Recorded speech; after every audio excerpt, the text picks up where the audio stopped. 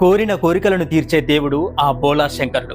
ఎవరైనా సరే శివలింగం పైన కొన్ని నీళ్లు పోసి భక్తితో కన్నీళ్లతో పరమేశ్వర నన్ను ఆదుకోవయ్యా అని వేడుకోగానే వెంటనే ఆదుకునే దేవుడు ఆ పరమేశ్వరుడు. ఈ సృష్టికి ఆది దంపతులు